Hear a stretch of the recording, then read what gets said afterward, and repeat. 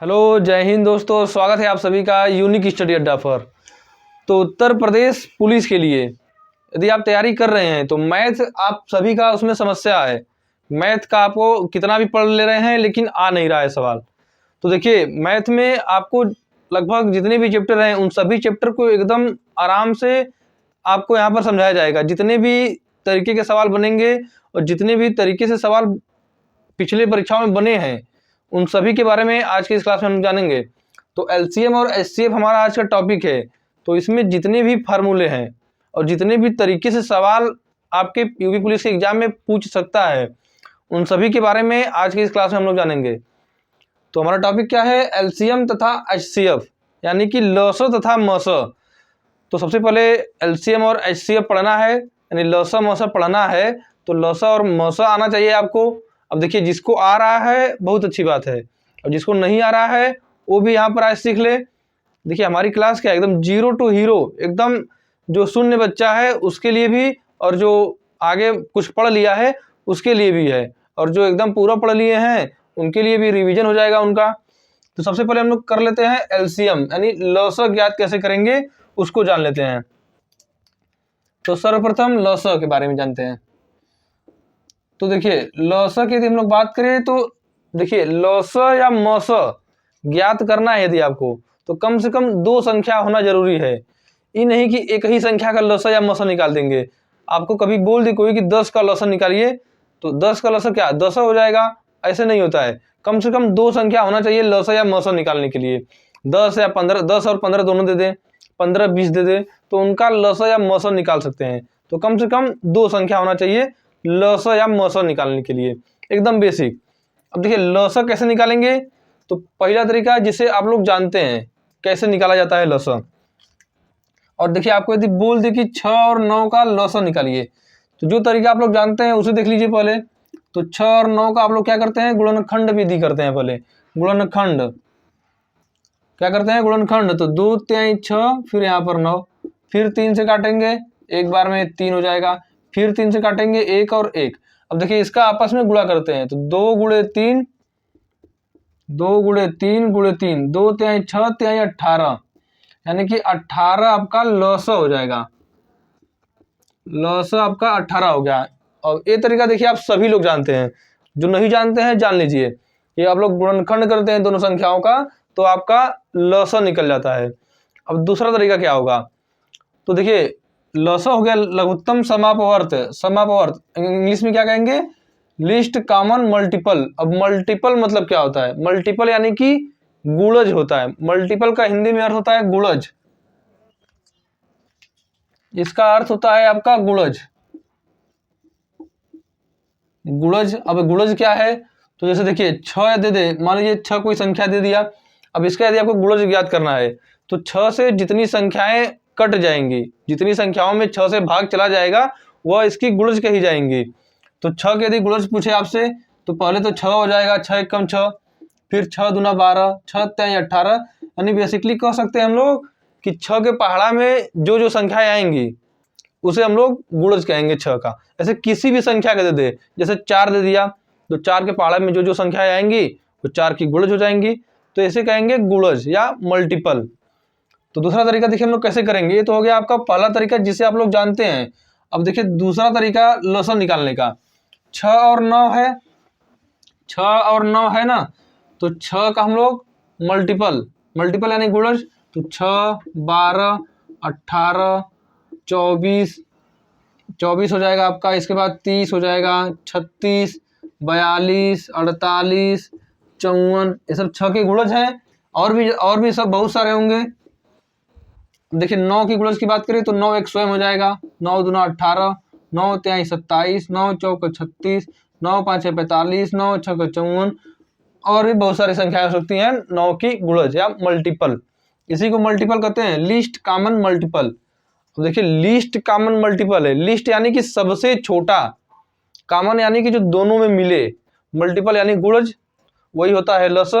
तो लीस्ट यानी सबसे छोटा, लिस्ट यानी सबसे छोटा, कॉमन यानी जो दोनों में मिले, मल्टीपल यानी गुणज, तो एक गुणज ही है। अब सबसे छोटा गुणज जो दोनों में मिल रहा है, तो देखिए 6 यहाँ पर है, इसमें नहीं है, 12 यहाँ पर है, इसमें नहीं है। अब देखिए 18 यहाँ पर है, 18 6 के मल्टीपल में आ रहा है, तो 18 6 का मल्टीपल है और 9 का मल्टीपल भी है, तो ये दोनों कॉमन हो गए।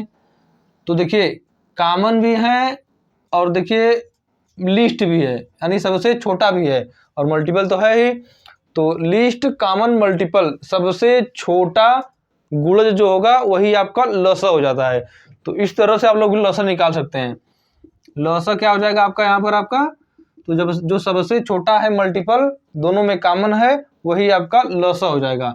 अब देखिए इसके बाद भी कॉमन मिलेगा, जैसे यहाँ पर देखिए 54 यहाँ पर भी है, 54 यहाँ पर भी है, दोनों जगह पर 54 है, लेकिन 54 आपका लसा नहीं होगा। आपका लसा कौन सा होगा, जो लिस्ट होगा, लिस्ट यानी कि जो सबसे छोटा होगा वही आपका हो जाएगा लसा।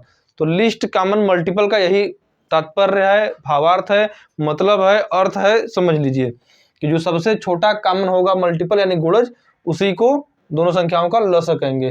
तो इतना समय लगा आपको समझाने में, यदि आप लोग अपने से करेंगे तो तुरंत आ जाएगा। जैसे आपसे बोल दे कि 4 और 6 का लसा ज्ञात कीजिए, तो आप लोग जानते हैं 4 होता है, 8 होता है, 12 होता है इसका और 16 होता है मल्टीपल। और 6 का बात करें तो 6 होता है, 12 होता है। अब देखिए 12 आ गया, तुरंत समझ जाएंगे, 12 ऊपर था 12 नीचे है, तो 12 12 हो गया, यानी कि लसा इसका हो गया 12। दोनों में 12 कॉमन हो गया और सबसे छोटा कॉमन है, तो यही इसका लसा हो जाएगा 4 और 6 का। तो इस तरह से आप किसी भी संख्या का लसा निकाल सकते हैं। ये दूसरे तरीके से, पहला तरीका तो आप सभी लोग जानते हैं और ये था हमारा दूसरा तरीका। एक और तरीका है, तीसरा तरीका। तो देखिए तीसरा तरीका आपका क्या हो जाएगा, अब यदि आपको इसी 6 और 9 का निकालना है लसा, तो 6 और 9 का यदि लसा निकालना है तो तीसरा एकदम शॉर्ट तरीका है। क्या करना है आपको, 6 और 9 चाहे जितनी संख्याएं दे दे, 4 संख्याएं, 5 संख्याएं, 6 9 के साथ 12 भी दे दे, सभी का निकल जाएगा। 6 और 9 का निकालना है आपको, तो इसमें देखेंगे कि बड़ी संख्या कौन है, तो बड़ी संख्या इसमें 9 है, लसा के सामने 9 लिख देंगे। अब जो छोटी संख्या है इस 6 से इस 9 में भाग देंगे, यदि पूरा चला जाएगा, पूरा कट जाएगा 6 से 9, तो यही आपका 9 लसा हो जाएगा। लेकिन 6 से 9 तो कटेगा नहीं, तो क्या करेंगे कि इस 6 को 2 भाग में तोड़ लेंगे, तो 2 गुणे 3, अब 3 से भाग देंगे तो 3 3 9 पूरा चला गया, लेकिन 2 से भाग नहीं जाएगा। 2 से जब भाग नहीं जाएगा तो 2 का गुणा कर देंगे इसमें, तो 9 दूना 18, 9 दूना 18 इसका लसा हो गया। सिंपल है, बहुत सिंपल है। इसी तरह यदि आप लोग 4 और 6 का देखें, 4 और 6 का लसा यदि आप लोग देखें, तो 4 6 की बात करें तो बड़ी संख्या 6 है। अब देखिए 2 गुणे 2, 4 को लिख सकते हैं, 4 से 6 भाग देंगे तो नहीं जाएगा, 4 को लिख सकते हैं 2 गुणे 2। अब इस 2 से करेंगे, इसको भाग देंगे तो 2 3 6, 3 बार में चला जाएगा। अब फिर एक 2 बच गया, अब इस 2 से इस 3 में भाग देंगे तो नहीं जाएगा, तो इस 2 का गुणा कर देंगे इस 6 में, तो 6 दूना 12, 6 दूना 12 इसका लसा हो गया। ये तीसरा तरीका है आपका लसा निकालने का। तो उम्मीद है आप सभी को लसा निकालने आ गया होगा, एकदम अच्छे से बढ़िया से आपको समझा दिया गया है। लसा अब भी नहीं निकालने आया तो समझिए आपके लिए समस्या वाली बात है। तो लसा आपका हो गया। अब नेक्स्ट में बात करेंगे मसा। अभी हम लोग जानेंगे कि इसमें कितने प्रकार से सवाल बनेंगे, कौन कौन से तरीके हैं जिससे आपकी परीक्षा में सवाल पूछेगा।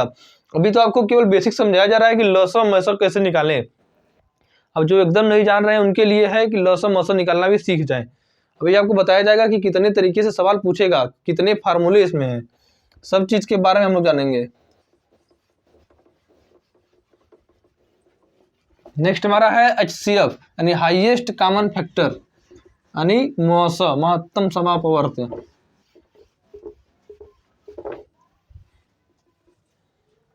नेक्स्ट है हमारा मसा। अब देखिए उन्हीं संख्याओं को हम लोग ले लेते हैं। जैसे संख्या था 6 और 9, अब 6 और 9 का आपको मसा निकालना हो तो आप लोग क्या जानते हैं कि भाग देकर मसा निकालेंगे किसी भी संख्या का। तो भाग देकर मसा निकालेंगे तो कैसे करते हैं, इस 6 से 9 में भाग देंगे तो 6 एक कम 6, शेष बचा 3, और फिर 3 से भाग देंगे 6 में, ये वाला 6 यहाँ पर आ जाएगा, 3 दूना 6। अब पूरा कट गया, यानी जिससे लास्ट में कट जाता है पूरा वही आपका मसा हो जाता है। तो 3 यहाँ पर मसा हो जाता है। उम्मीद है तरीका आप सभी को पता होगा, लेकिन हम लोग एक और तरीका जानेंगे। कौन सा तरीका है? तो देखिए आपका पहला तरीका हो गया। अब हमारा एक दूसरा तरीका है। दूसरा तरीका है मौसम निकालने का। तो देखिए highest common factor, highest common factor, factor का मतलब होता है गुणनखंड। फैक्टर का अर्थ होता है गुणनखंड। गुणनखंड, गुणनखंड अब क्या होता है? तो गुणनखंड आप लोग देखिए 9, जैसे 9 दिया है कोई संख्या, अब 9 को 9 में जिस जिस संख्या का भाग चला जाएगा उसे उसका गुणनखंड कहेंगे। तो 9 में किसका भाग जाएगा? 1 का चला जाएगा, ठीक है 1 का चला जाएगा। 3 का चला जाएगा, ठीक है 3 का चला जाएगा। उसके बाद 4 का जाएगा, नहीं जाएगा। 5 का जाएगा, नहीं जाएगा। किसका जाएगा? सीधे 9 का जाएगा।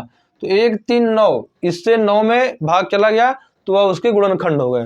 तो गुणनखंड का मतलब यही है कि जिस जिस संख्या से उस संख्या में जो दिया हुआ है भाग चला जाए वही उसका गुणनखंड होता है। तो दूसरा तरीका देखिए 6 और 9 का हमें निकालना है, 6 और 9 का मौसम निकालना है। तो 6 और 9 का हमें गुणनखंड चाहिए। तो 6 का गुणनखंड क्या होगा? किससे किससे जाएगा? 1 से कट जाएगा, ठीक है। 2 से कट जाएगा, बहुत अच्छी बात है। 3 से भी चला जाएगा, उसके बाद 6 से भी कट जाएगा। तो 1 2 3 6। 9 का क्या होगा गुणनखंड? तो 1 से कट जाएगा, 3 से कट जाएगा और 9 से कट जाएगा। तो 1 3 9, तो ये इसके गुणनखंड हो गए। अब देखिए क्या इंग्लिश में क्या लिखा है कि हाईएस्ट कॉमन फैक्टर, बड़ी सी बड़ी कॉमन, बड़ी सी बड़ी संख्या जो दोनों में कॉमन हो, कॉमन यानी जो दोनों में मिले, तो वह बड़ी सी बड़ी संख्या जो दोनों में मिले, दोनों या तीनों चारों कितनी भी संख्या हो सकती है, यहाँ पर 12 भी दे दे तो उसको भी ले सकते हैं। तो बड़ी सी बड़ी संख्या जो दोनों में कॉमन हो, बड़ी सी बड़ी गुणनखंड, कॉमन फैक्टर, बड़ी सी बड़ी गुणनखंड जो दोनों में कॉमन हो। तो देखिए एक कॉमन है, ठीक है, हाँ एक कॉमन है। इसके बाद 3 भी तो कॉमन है, यहाँ पर 3 भी कॉमन है। इसके बाद कोई संख्या है जो कॉमन है, इधर 6 है इधर 9 है, कॉमन नहीं है, यानी दोनों में मिल नहीं रहा है। तो हम लोग कह सकते हैं कि 3 हमारे इस सवाल का आंसर हो जाएगा। मौसज हो जाएगा इसका, 3 हो जाएगा। तो बड़ी सी बड़ी गुणनखंड जो दोनों में कॉमन हो उसे हम लोग कहेंगे मौस। ये दूसरा तरीका है आपका मौस निकालने का। ये तो 2 संख्या था। यदि आपको यहीं पर एक संख्या और दे दे 12, तो 12 का क्या होगा गुणनखंड? 1 हो जाएगा, 2 हो जाएगा, 3 भी हो जाएगा, 4 भी हो जाएगा, 6 भी हो जाएगा और 12 भी हो जाएगा। तो ये हो जाएंगे 1 2 3 4 6 और 12, इसके गुणनखंड हो गए। अब इसमें भी हमें देखना है कि बड़ी सी बड़ी संख्या है जो दोनों में, तीनों में कॉमन हो। तो 1 तो कॉमन है तीनों में, ठीक है। 2 यहाँ पर है, 2 यहाँ पर, लेकिन इस 9 वाले में नहीं है। 3 यहाँ पर है, 3 यहाँ पर है, 3 यहाँ पर है, ठीक है। 3 जगह 3 है। इसके बाद यहाँ 6 है, यहाँ नहीं है, यहाँ नहीं है। यहाँ 9 है, यहाँ नहीं है, यहाँ नहीं है। अर्थात हम लोग कह सकते, देखिए यहाँ पर 12 है लेकिन यहाँ 12 नहीं है। हम लोग कह सकते हैं कि जो हमारा 3 है, 3 ही इसका भी मौसा होगा, क्योंकि बड़ी से बड़ी संख्या 3 ही है जो तीनों में कॉमन है। अर्थात हम कह सकते हैं कि हमारा मौसा जो है 3 हो जाएगा। तो 3 हमारा मौसा हो गया। तो इस प्रकार से हम लोग किसी भी संख्या का मौसा निकालेंगे। तो यदि स्क्रीनशॉट लेना चाहे तो ले सकते हैं। अब देखिए इसमें कुछ तथ्य हैं, तथ्य यानी कुछ बातें हैं जिसे आपको जानते रहना है। कौन कौन सी बातें हैं? एकदम बेसिक सी बातें, नोट बना के लिख लीजिए आप लोग। एकदम बेसिक सी बात है, आपको एकदम जानते रहना है, उसको नोट बना के लिख लीजिए। क्या बातें हैं? तो सबसे पहले सहअभाज्य संख्या क्या होती है, इसे आपको जानना है। सहअभाज्य संख्या, अभाज्य संख्या आप सभी लोग जानते हैं, जो केवल स्वयं से कटती है और किसी संख्या से नहीं कटती है, उसे कहते हैं अभाज्य संख्या। अब सहअभाज्य संख्या क्या है? तो सहअभाज्य संख्या ऐसी 2 संख्याएं, सहअभाज्य यानी 2 संख्याएं होंगी, तो ऐसी 2 संख्याएं जिनका मौस 1 हो, या फिर कह सकते हैं कि ऐसी 2 संख्याएं जो केवल आपस में एक दूसरे से कटती हैं और किसी अन्य संख्या से नहीं कटती हैं।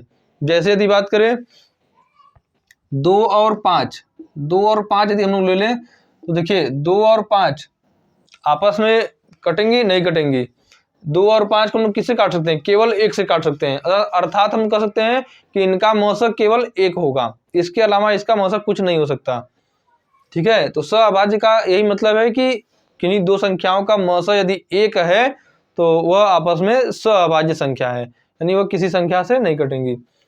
तो 2 5 हो जाएंगी। ऐसे आप लोग उदाहरण लिखना चाहें तो 1 7 हो जाएगा, और लिखना चाहे तो 3 8 हो जाएगा, 4 9 हो जाएगा, 5 7 हो जाएगा, 7 11 हो जाएगा। यानी वे संख्याएं जिनका मस 1 हो उसे सहअभाज्य संख्या कहेंगे। अब दूसरा पॉइंट लिखिए, ये तो हो गया आपका पहला सहअभाज्य। अब दूसरा देखिए इसमें क्या है। अब दूसरा पॉइंट इसमें हम लोग बात करें यदि, तो सहअभाज्य संख्या, सहअभाज्य संख्या आप सभी को पता हो गया। अब यदि पूछे बोले यदि कभी कि सहअभाज्य संख्याओं का गुणनफल क्या होगा, तो सहअभाज्य संख्या का लस जो है उनका गुणनफल ही होता है। यानी सहअभाज्य संख्याओं का लस यदि आपसे पूछे कभी, तो सहअभाज्य संख्याओं का लस उन दोनों संख्याओं का गुणनफल ही होगा। तो दूसरा पॉइंट, सहअभाज्य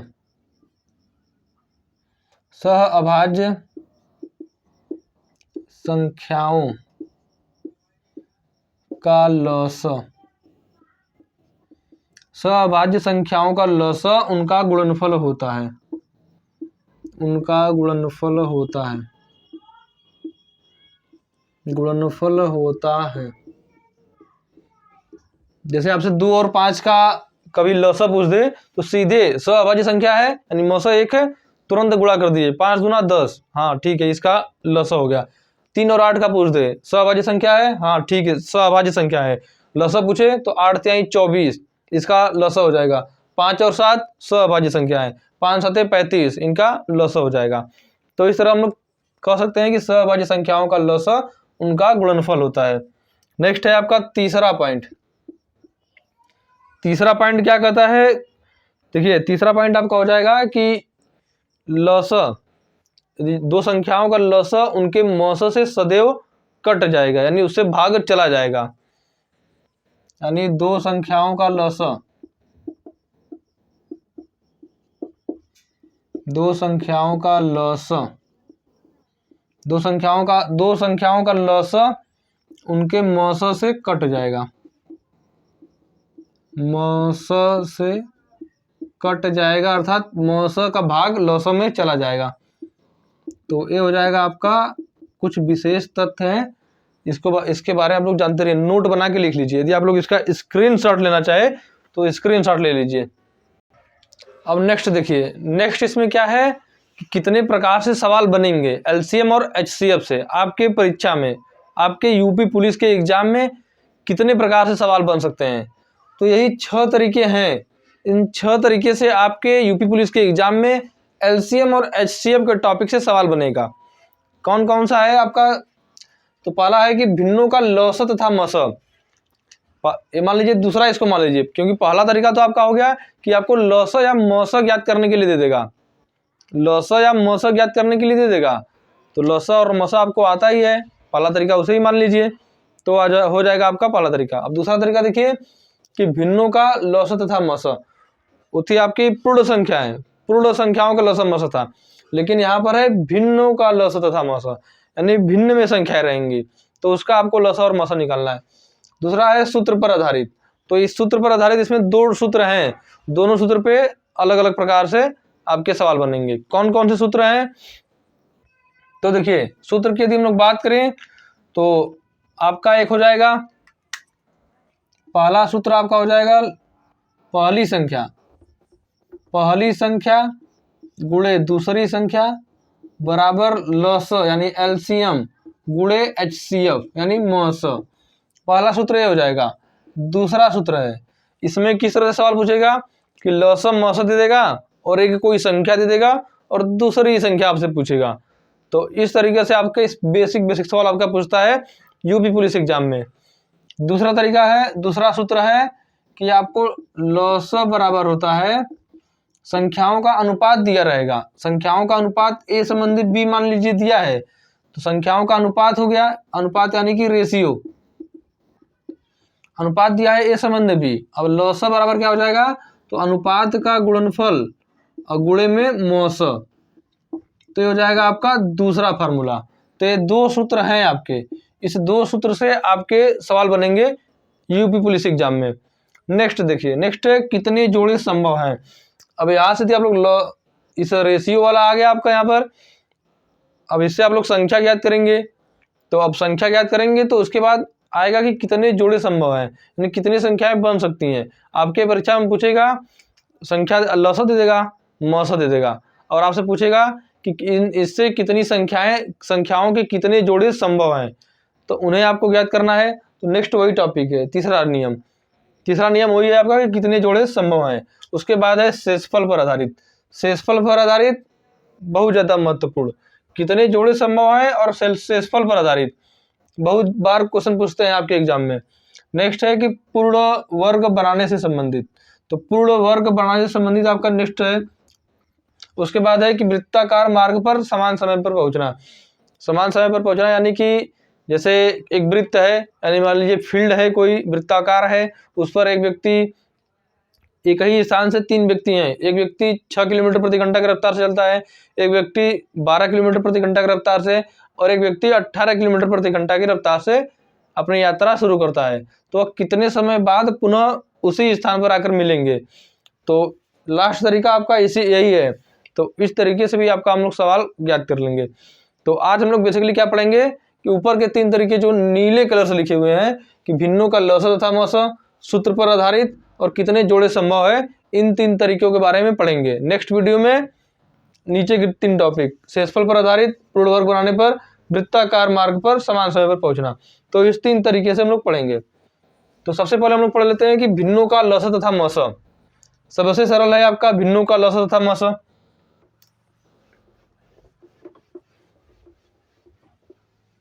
भिन्नों का लसा तथा मौसा, इस सूत्र को आप लोग लिख लीजिए, वीडियो पीछे करके 10 सेकंड इसको लिख लीजिए, स्क्रीनशॉट ले लीजिए, कॉपी में नोट बना के लिख लीजिए, क्योंकि इन्हीं तरीकों से आपके परीक्षा में पूछेगा। उत्तर प्रदेश पुलिस की यदि आप लोग तैयारी कर रहे हैं तो इससे बाहर आपका क्वेश्चन नहीं जाएगा। तो देखिए, भिन्नों का लसा तथा मौसा। अब यदि आपको कभी कोई भिन्न दे दे और उसका आपका एलसीएम पूछे, तो उसके लिए आपका एक सूत्र है। क्या सूत्र है कि अंश का लसा, यदि लसा पूछेगा तो अंश का लसा यानी एलसीएम बटे हर का मौसा, हर का मौसा यानी एचसीएफ। और यदि एचसीएफ पूछे तो अंश का एचसीएफ, अंश का मौसा यानी एचसीएफ हाईएस्ट कॉमन फैक्टर, और हर का एलसीएम। ये आपका 2 सूत्र है। यदि ये दोनों पता है तो आप किसी भी भिन्न वाले सवाल को कर लेंगे। जैसे आपको एक क्वेश्चन दे देगा, आपका दे दिया आपका, यदि मान लीजिए 3/5 तथा 7/10 का लसा तथा मौसा निकालिए। एलसीएम तथा एचसीएफ क्या होगा। तो देखिए, अब 3/5 और 7/10 है। 7/10, सबसे पहले हम लोग एलसीएम निकालते हैं। तो एलसीएम क्या हो जाएगा कि अंश वाले का लसा हो जाएगा। तो 3 और 7, इसका हमें लसा निकालना है। तो 3 7 का लसा क्या होगा, अभाज्य संख्याएं हैं, तो अभाज्य संख्या अभाज्य संख्याएं हैं, तो अभाज्य संख्याओं का लसा उनका गुणनफल ही होता है। तो 7 × 21, इसका लसा हो जाएगा 7 और 3 का 21। अब देखिए 5 और 10 का मौसा पूछा है, तो 5 और 10 का मौसा चाहे भाग विधि से निकाल लीजिए, चाहे इसका फैक्टर करके निकालिए। तो इसका मौसा लोग निकालेंगे तो 5 आएगा। तो एलसीएम आपका क्या हो गया, 21/5। 21/5 हो गया आपका एलसीएम इस भिन्न का। जो भिन्न दिया हुआ है इसका हो गया एलसीएम 21/5। अब यदि एचसीएफ पूछे यानी मौसा पूछे, तो भिन्न वाले का यानी अंश वाले का मौसा, तो 3 और 7 अभाज्य संख्या है, तो इनका मौसा 1 होगा। तो एचसीएफ यानी 1 हो गया। अब 5 और 10, अब लसा पूछ रहा है, तो 5 और 10 का लसा 10 ही हो जाएगा। तो ये हो जाएगा आपका एचसीएफ 1/10। तो एलसीएम तथा एचसीएफ भिन्न वाली संख्याओं का एकदम इजी तरीके से आप लोग किसी भी संख्या का निकाल सकते हैं, यानी किसी भी भिन्न का निकाल सकते हैं एकदम आसानी से। ठीक है, तो पहला तरीका आपको उम्मीद है समझ में आ गया होगा कि भिन्नों का लसा तथा मौसा कैसे निकालेंगे। अब दूसरा तरीका है, दूसरा तरीका हमारा है कि सूत्र पर आधारित।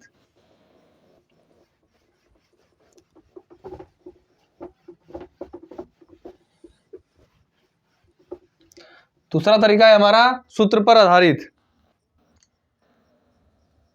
दूसरा तरीका है सूत्र पर आधारित।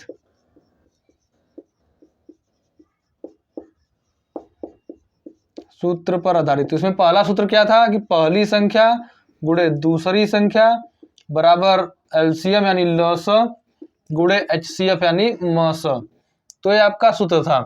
सवाल कैसे पूछेगा कि दो संख्याओं का, क्वेश्चन आपका हो गया कि दो संख्याओं का लस, दो संख्याओं का लस आपका यदि 60 दे दिया, दो संख्याओं का लस 60 दे दिया, पहली संख्या 15 है, दूसरी संख्या 20 है, तो आपको मस ज्ञात करने के लिए दे देगा HCF। क्या हो जाएगा HCF। तो कैसे ज्ञात करेंगे, इसी सूत्र पे रखेंगे। तो पहली संख्या गुणे दूसरी संख्या, तो 15 गुणे 20 बराबर एलसीएम गुणे HCF। तो एलसीएम 60 है, HCF ज्ञात करना है। तो देखिए इसे काट देंगे तो 20 तिहाई 60 होता है, 3 से फिर काटेंगे 15 को, तो 3 5 15, तो HCF बराबर आपका हो जाएगा 5, यानी मस बराबर 5 हो गया। तो इसी तरह आपको 3 संख्या दे देगा और एक संख्या ज्ञात करने के लिए दे देगा। तो इस तरह से आप लोग एकदम आसानी से ज्ञात कर लेंगे। अब इसमें देखिए एक सवाल है जिसे हम लोग करेंगे। किस प्रकार का सवाल है, अब देखिए हमारा सवाल है इसी सूत्र पर आधारित है कि दो संख्याओं का लस तथा मस, लस उनके मस का 44 गुना है। दो संख्याओं का लस उनके मस का 44 गुना है। लस और मस का योग यानी लस प्लस मस 1125 है। यदि एक संख्या 25 है तो दूसरी संख्या ज्ञात कीजिए। सूत्र तो यही लगेगा, लेकिन आपको इसमें सीधे दिया नहीं हुआ है कि लस इतना है मस इतना है। आपको लस मस ज्ञात करना होगा। कैसे ज्ञात करना होगा, दिया हुआ है क्या क्या है, क्या दिया है कि लस उनके मस का 44 गुना है, मस का 44 गुना है। तो देखिए यहाँ पर हल है इसका, तो हम लोग मस का 44 गुना है तो मस को मान लेते हैं। मस आपका ए हो जाएगा। अब लस मस का 44 गुना है तो 44 ए हो जाएगा लस। समझ रहे हैं ना, मस ए है तो लस 44 है, क्योंकि 44 गुना बोला है मस का। अब लस प्लस मस का योग दिया है 1125, तो मस ए है, लस 44 ए है, का योग दिया है 1125। अब a प्लस 44 है बराबर 45 है, बराबर में हो जाएगा 1125 के। अब देखिए 45 गुणे a है तो उधर जाएगा तो भागा में हो जाएगा, तो 45। अब देखिए 5 से कट जाएगा, 5 9 45, 5 से काटेंगे 5 दूना 10, 5 दूना 10, फिर उसके बाद 2 5, 5 5 25। अब इसको 9 से काटेंगे, तो 9 से काटेंगे तो कितना हो जाएगा आपका, देखिए सही है ना, 5 9 45, 5 दूना 10, 1 2, 5 दूना 10, 2 5, 5 5 25। 9 से काटेंगे तो 9 आपका हो जाएगा 9 दूना 18, फिर 4 5 9 5 45, यानी a बराबर आ गया 25। अब a क्या था आपका, a था आपका मस, तो 25 आपका मस हो जाएगा। अब लस की बात करें तो लस क्या होगा, 44 गुणे a है तो 44 से गुणा 25 में कर देंगे तो आपका लस ज्ञात हो जाएगा। अब देखिए गुणा नहीं करेंगे क्योंकि आगे सॉल्व करेंगे तो आपको काटना ही है। अब एक संख्या 25 दिया है, दूसरी संख्या ज्ञात करना है। अब हमें लस भी ज्ञात हो गया, मस भी ज्ञात हो गया, तो और एक संख्या भी दिया हुआ है, तो दूसरी संख्या ज्ञात नहीं कर लेंगे यहाँ पे रख के, बिल्कुल कर लेंगे। तो देखिए पहली संख्या, मान लीजिए एक पहली संख्या है तो 25 पहली संख्या, दूसरी संख्या ज्ञात करना है। लस मस आपका 25 है, गुणे लस आपका 44 गुणे 25 है, तो 44 गुणे 25। अब इसको सॉल्व कर दीजिए, तो 25 से काट देंगे, 25 कट जाएगा, दूसरी संख्या क्या हो जाएगा 25 गुणे 44, 25 चौका 100, 25 चौका 100, उसमें आपका 10 जोड़ देंगे तो 110, 1100 आपका दूसरी संख्या हो जाएगा। तो दूसरी संख्या आप लोग ज्ञात कर लेंगे, 25 चौका 100, 25 चौका 100 10, 110, 1100 आपका दूसरी संख्या हो जाएगा। तो इस सवाल का सलूशन हो गया आपका ये, तो दूसरी संख्या ज्ञात हो जाएगा ऐसे। तो आप लोग देखिए सबसे कठिन सवाल यही था, इसमें एकदम आसानी से हम लोग कर लिए। इसी तरह आप लोग किसी भी सवाल को एकदम आसानी से कर लेंगे यदि इस सूत्र पे देगा तब। अब देखिए दूसरा क्या है आपका, इसमें दूसरा सूत्र हमारा था कि लस बराबर अनुपात दिया रहता है, इसमें संख्याओं का अनुपात दिया रहता है। दो संख्याओं के दिए अनुपात, आपको अनुपात यानी रेशियो, अनुपात ए संबंधी बी दिया हुआ है। तो सूत्र आपका क्या बनता है, एलसीएम यानी लस बराबर आपका हो जाएगा मस, यानी मान लीजिए ए जो रेशियो दिया है ए गुणे बी गुणे में मस, ये हो जाएगा आपका फार्मूला यानी सूत्र। अब देखिए इसमें संख्या ज्ञात करने के लिए आपको देता है, तो ये तो अनुपात दिया है कि ए संबंधी बी, संख्याओं का अनुपात ए संबंधी बी है, संख्या नहीं दिया हुआ है, तो संख्या ज्ञात करने के लिए देता है। तो संख्या आपको यदि कभी ज्ञात करना है और मस दे दिया है, संख्या ज्ञात करना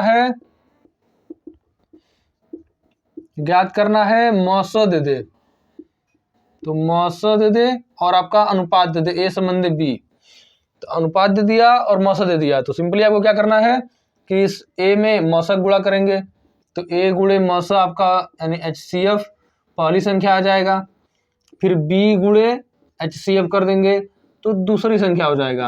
यानी हम कह सकते हैं कि मौसा में इस अनुपात को गुणा करेंगे तो हमें संख्या ज्ञात हो जाएगा।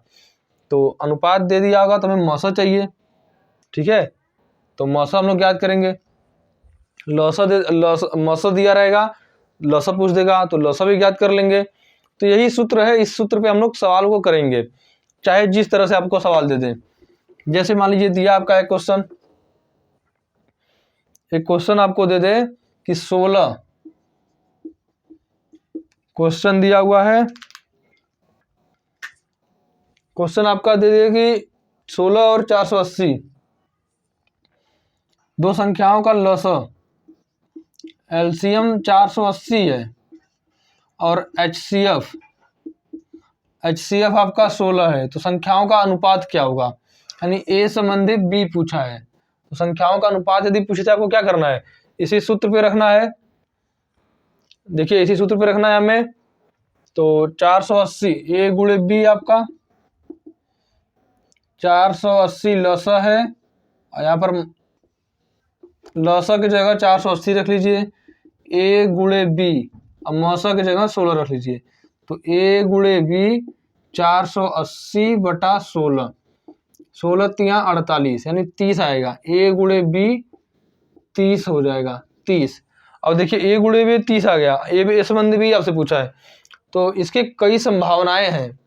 नेक्स्ट हमारा टॉपिक वही है कि कितने जोड़े संभव हैं, उसी तरह इसमें भी कई संभावनाएं हैं। जैसे अब देखिए गुणा में यहाँ पर दिया हुआ है ए और बी का, तो 30 को हमें दो भाग में बांटना होगा। कैसे, तो आप लोग 30 को लिख सकते हैं 1 गुणा 30, तो तब भी आ जाएगा 30 एकम 30 अनुपात है। फिर उसके बाद 2 गुणा 15, ये भी अनुपात है। नेक्स्ट है आपका 3 गुणा 10 लिख सकते हैं, 10 30। इसके बाद एक और हो जाएगा आपका 6 5 30। तो ये सारी संभावनाएं हैं, यानी इतना अनुपात आपका बन सकता है इस जो आपका सवाल दिया हुआ है।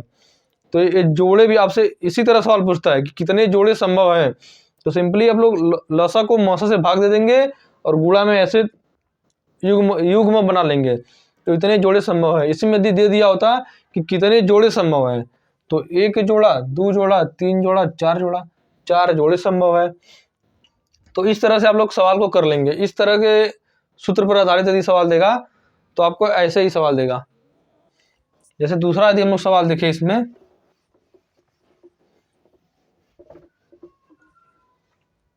जैसे एक सवाल दे देगा आपका ए संबंधी बी, क्वेश्चन है कि ए संबंधी बी आपका दे दिया 3 संबंधी 4 और आपका लसा दे दिया है, लसा दे देगा आपका 3 संबंधी 4 आपका है, लसा दे दिया 60, लसा 60 दे दिया और मौसा दिया ही नहीं है। अब संख्या पूछेगा कि पहली संख्या और दूसरी संख्या क्या होगी, पहली संख्या और दूसरी संख्या क्या हो जाएगी, इसे आपको पूछेगा। तो कैसे ज्ञात करेंगे, तो सबसे पहले इस सूत्र पे रखेंगे, सूत्र पे रख के मौसा निकालेंगे। सॉल्यूशन आपका क्या होगा इसका, तो लसा दिया है आपका, देखिए 60 लसा दिया है, ए संबंधी बी, यानी ए बी दिया है 3 गुणे 4 और गुणे मौसा आपको यहाँ से ज्ञात हो जाएगा। अब देखिए मौसा ज्ञात हो जाएगा तो मौसा का गुणा अनुपात में करेंगे तो संख्या ज्ञात हो जाएगा। तो देखिए 60 इधर है, 4 3 12, 12 बटे में हो जाएगा, गुणे में इधर है तो 12 5 60, तो मौसा आपका हो जाएगा 60, 5 मौसा 5 हो गया। अब अनुपात दिया है ए संबंधी बी, तो ए में गुणा करेंगे 5 का तो 5 तिहाई 15, ए में गुणा करेंगे 5 का तो 5 तिहाई 15, 4 में गुणा करेंगे 5 का तो 4 5 20, यानी ये पहली संख्या हो जाएगा और यह दूसरी संख्या हो जाएगा। तो ये हो जाएंगे आपके पहली संख्या और दूसरी संख्या। तो इस सूत्र पे इसी तरह से आपका सवाल पूछेगा। ये जो पहला तरीका है इसी तरह से सवाल पूछेगा इस सूत्र पे, और जो पहला वाला इसके पहले हमने सवाल देखा वो आपके जोड़े पर आधारित वाले सवाल में पूछता है। तो जोड़ा पर आधारित भी देख लेते हैं यहीं पे कि कितने जोड़े होंगे, यही आपसे पूछता है।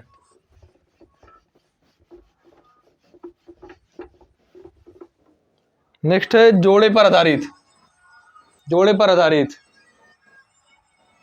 नेक्स्ट है जोड़े पर आधारित, जोड़े पर आधारित।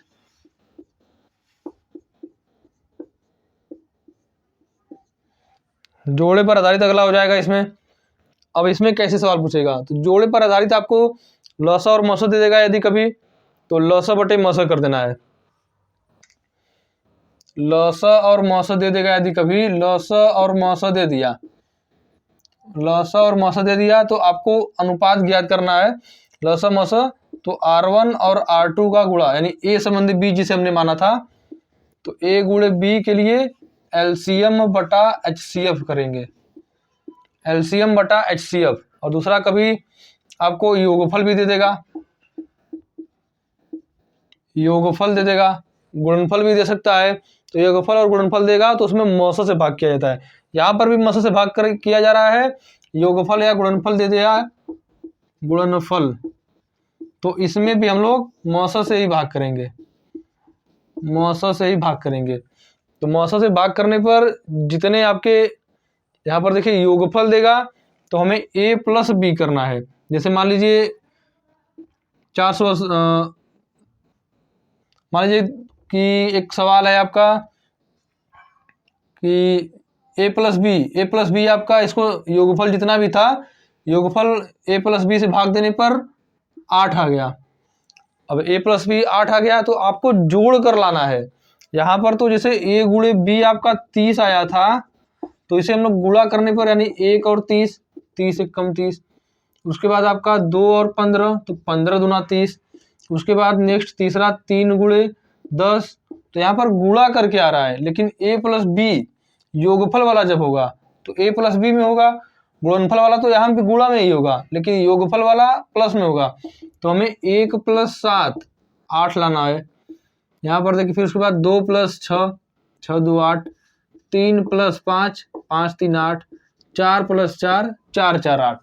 तो योगफल वाले में हम लोग जोड़ कर लाते हैं, गुणनफल वाले में गुणा करके, और एलसीएम और एचसीएफ वाले में भी गुणा करके लाते हैं। तो इस तरह से जितने जोड़े संभव होते हैं उसे हम लोग ज्ञात कर, वही हमारा आंसर हो जाता है। अब जोड़े कितने संभव होंगे, अब देखिए तो जो जोड़े आ रहे हैं, जो युग्म आ रहे हैं, ये युग्म आपस में सह अभाज्य होना चाहिए। सह अभाज्य यानी कि इनका मस जिन भी युग्म का मस 1 है वही होंगे, जोड़े में वही काउंट होंगे। तो देखिए 1 और 7 सह अभाज्य है, ठीक है, सह अभाज्य है। 2 और 6 सह अभाज्य नहीं है तो ये नहीं होगा। 3 और 5 सह अभाज्य है। 4 और 4 ये भी सह अभाज्य नहीं है तो ये भी गलत हो जाएगा। तो इसमें यदि जोड़ा पूछे तो इसमें जोड़ा 2 हो जाएगा। युग्म तो 4 बने लेकिन जोड़े 2 ही बनेंगे। अब इसमें देखिए a गुणे b 30, तो 1 30, 2 15, 3 10 और 5 6, इसमें सभी सह अभाज्य हैं तो इसमें 4 जोड़े संभव है। तो इस तरह से आप लोग जोड़े वाले सवाल को कर लेंगे, ठीक है। तो क्वेश्चन का आप लोग प्रैक्टिस कीजिएगा, किसी भी किताब से जोड़े पर आधारित सवाल आपका पूरा हो जाएगा, सूत्र पर आधारित सवाल आपका पूरा हो जाएगा, भिन्नों का एलसीएम और एचसीएफ आप लोग एकदम आसानी से निकाल लेंगे। नेक्स्ट क्लास में हम लोग शेषफल पर आधारित वीडियो को, शेषफल पर आधारित सवालों को सॉल्व करेंगे, किस किस तरह से सवाल पूछेगा उन सभी के बारे में जानेंगे। तो मिलते हैं नेक्स्ट क्लास में, आज के लिए इतना ही। जय हिंद।